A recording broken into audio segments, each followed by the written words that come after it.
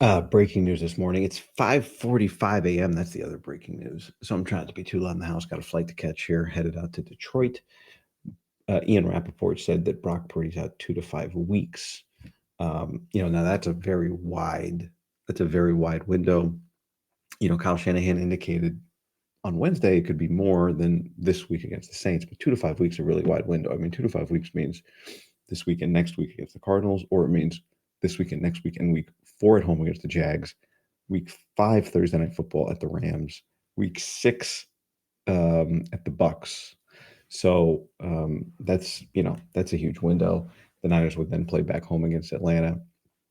There's really not a the schedule is very much the same in a lot of spots. Like you can't find one spot in the schedule that's significantly different than the other. But what you can't deny is you're going to play all divisional games, or you're going to play all your divisional opponents here in the first 3 weeks. The Thursday night short week Rams game would be a really tough one. So, um, I initially did a video last night about how the 49ers were awful last year. I don't have it here. The 49ers had the one really critical game last year against the Packers with Brandon Allen, had to go to the backup quarterback. It didn't work.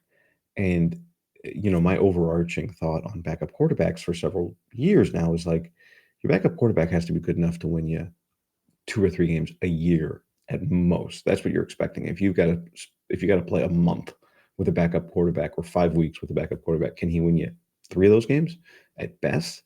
Like that's what you're looking for. Now, not to make it good news, it's not good news, it's bad news.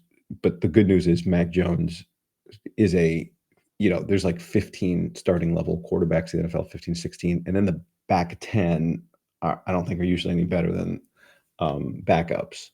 And so Mac is luckily one of those level of guys who's like a borderline starter, could be again. Darnold was that way a couple of years ago, didn't become the starting quarterback for the Niners. Last year they needed that type of guy and didn't have it. I think what we're going to see this week, I got to pull up the numbers. The Saints blitzed the hell out of the Cardinals last week. The Saints blitzed Kyler Murray on 45% of his dropbacks last week, fifth most of any team in the league. Obviously, Purdy was under a ton of pressure, most pressure of his career in week 1. I think we'll see one of the differences between Brock, and I do think Mac, watching him in the preseason, I don't know, I wouldn't say he's more athletic than I thought, but he does move in the pocket pretty well.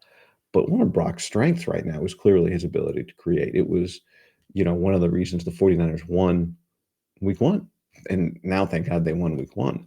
But one of the reasons they won week 1 was because Brock was under a ton of pressure and threw one bad pick under pressure, but made some plays under pressure. Purdy last year was one of the best in the league at creating first downs. If I could pull up I don't have my 49ers board in front of me, but I think Brock ran for 21 first downs last year, which was, like top 3, 4, 5 among NFL quarterbacks. So that's significant. I'll get you that exact stat because you're going to want to share it with your buddies, whatever. But good news for the 49ers is they can give Christian McCaffrey a bunch of touches, provided it really was just a vet day and not a calf. Like calf/vet day. I thought we were done with the calf. Vet day for McCaffrey, 31 touches last week, most of any player week 1. Chase Brown of the Bengals was second, most for him since week 15 of 2022. So that's good news. I think the biggest thing is this. I said before the year, Robert Saleh has a couple good years and he can become head coach again. Hell, the way this is going, if the 49ers are somehow good this year, the defense is going to get a ton of credit for it. Robert might be a head coach again immediately, and then Gus Bradley takes over. Now it's just week 1, and one of my kind of revisits from week 1 was I said at the beginning of the year, now I want to see that. I've watched Arizona against the Saints. I got to see them in person, but I put Seattle in the group of teams. I mean, the Niners, I want to say Seattle can't, Seattle's more likely to finish 4th than 1st, but in this division right now, it's probably too early to say that. I just thought they were lacking on offense. But their defensive line is legit. And so I should not write them off yet. That said, it's only one game. But that said, you look back to last year, the Niners were much better on third down, and they were much better in the red zone week 1 against Seattle. Part of the reason they won that game. And that part, a huge reason they won that game is because of how good they were. So in the red zone. So you got that, and then you're not going to get this every week. You're playing Arizona week 3, thankfully at home. Spencer Rattler starting for the Saints this week is 0-7 in his career. If he loses this week, he joins a short list of guys losing streaks to start their career in the last 20 years.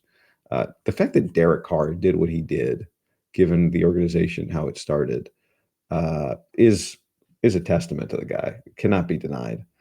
Cody Kessler, Curtis Painter, Case Keenum, Spencer Rattler, if he loses. But it's I said it after week 1's game, and I think it applies again now. An easier schedule does not mean anything comes easy. It just means you can overcome more mistakes on a given week.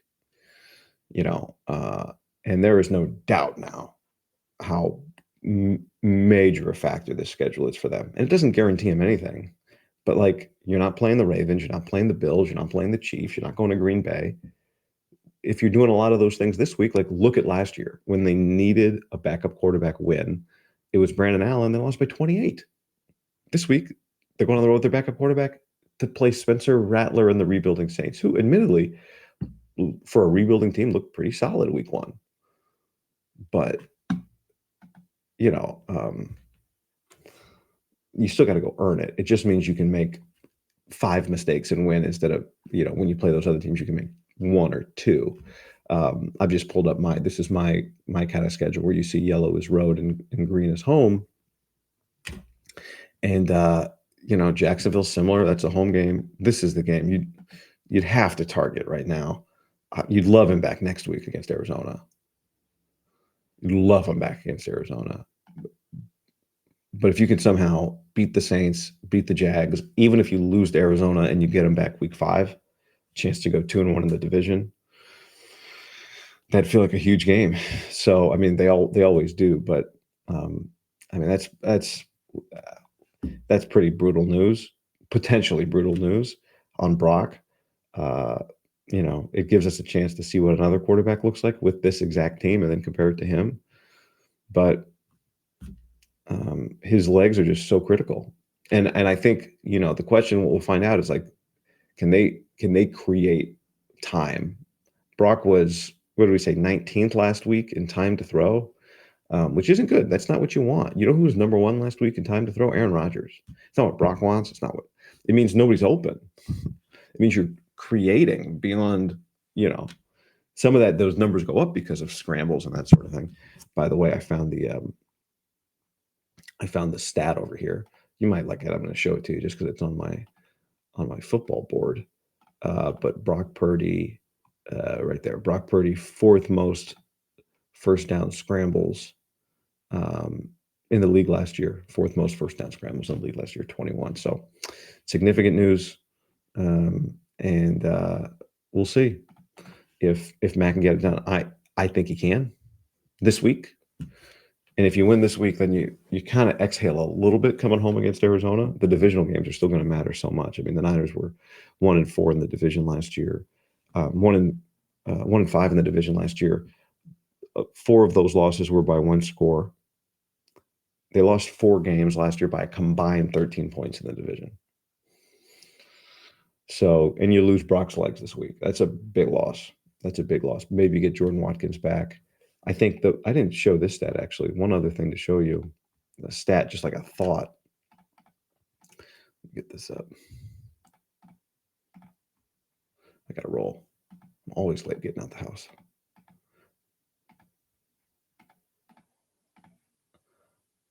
Oh, no, it doesn't want to work. Here we go. Did I even have it here? Yeah, there we go. Ricky Pearsall. 4 catches on 6 targets week 1. Going back to last year, 18-23, 318, 2 touchdowns. Hopefully him and Mac are on the same page because this guy's coming out. I mean, he's been coming out in a big way. When you go back to last year, you go, well, what was last year? Did it really? And then it carried over this year. So don't forget the 262 hat available at heyguy.co. Time to catch a flight to Detroit.